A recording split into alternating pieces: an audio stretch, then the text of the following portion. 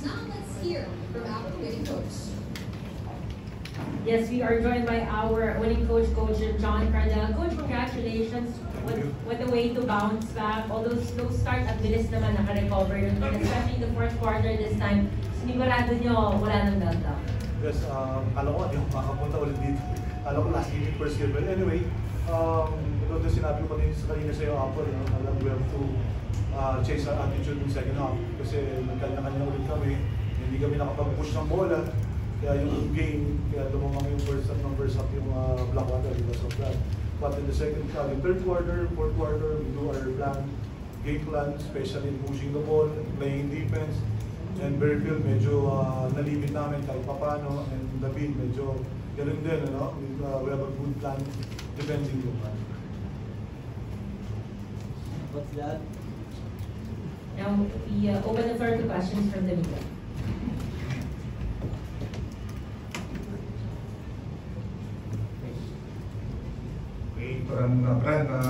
Nung fourth quarter, tatlong yata na press and 1 4-point play. Malaking bagay yun na nakatulong yun sa panalig ng tunay.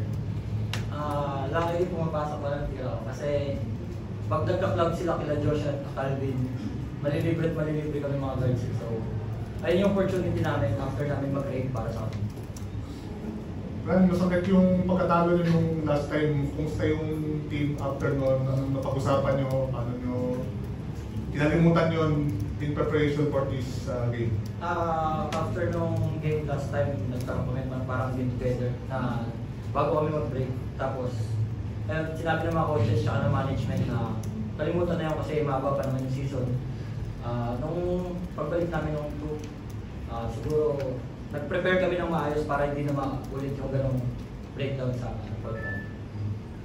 Coach, malaking bagay ba na parang more than a week yung break nyo na nagkaroon kayo ng matagal na break para kalimutan nyo, makapag-prepare kayo lalo para makabawi kayo? Siyempre, kasi siyempre yung nangyari sa akin ng Revolution, at least medyo mahaba namin pinag-isipan, I give them a long break, like 4 days, pinigay ko sa kanila. And sabi ko sa kanila na nangyayari talaga yan. Ilang beses na nangyari sa akin yan. So, instead of pagalitan ko sila, sinabi ko na lang in part of growing parang isang team, dadaan talaga sa kanya. So we'll learn from that mistake na huwag mangyari ulit. Kung ano yung nangyari ngayon, huwag na gawin ulit. And importante talaga yung game plan. Kung yung game plan namin kung susunod sila. Doon naman pumupunta naman kami, lumalaman kami sa ulit. Coach, si Josh naman, paano niya tinake yung nangyari? I know Josh before pa sa Telegram, medyo siyempre iba yung culture nila, then going here, siyempre ako naman yung pumunta sa kanya. And malaki talaga in-improve niya, so he's part of this, from Northport pa dati, then going to Titan, sinabihan ko naman siya na one of the porter dito, Alvin, Fran, mga veterano dito, tayo magdadala. And that moment na nagkita-kita kami, small party kami, kinausap naman niya ako na inamin din naman niya sa sarili niya pagkakapag. Then he sent me a video what happened in NBA, same scenario, no? Kaya sabi ko na sa kanya, forget it, then we learn from that mistake, go up, and 6 games po, and nanalo naman kami ngayon, so magandang panimula din sa akin. And one more question. Coach, Galing, Coach, may thank you yung ginawa kasi Chris Kun, tinay niyo sa Magnolia for Ice Tunisia, yung ba ginawa yun eh? Ano yung thoughts mo na nalito sa inyo si Aris? Wala naman. I think si Aris kasi is a veteran na, one of the veterans, sabi kailangan ng team natin, veterano. And Chris Kun, siyempre, now going to Magnolia, malaki mo yung tutulong niya rin doon.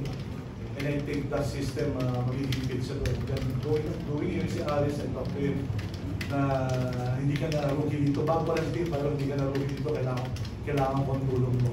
Then kahit pa paano, medyo nag-adjust pa rin sila. So, more games siguro before we have 5 more games. Sana in 5 more games makasilat ulit kami. Makuha namin mga panalo sa dapat namin gano'n. Makasilat kami sa malalakas. Siguro, hopefully makapasok. Coach? Nasisilat mo ba ilan ka? Ha? Hindi sila tinayin niya. Dati natsambahan ko dito, pero hindi ko na alam na yan.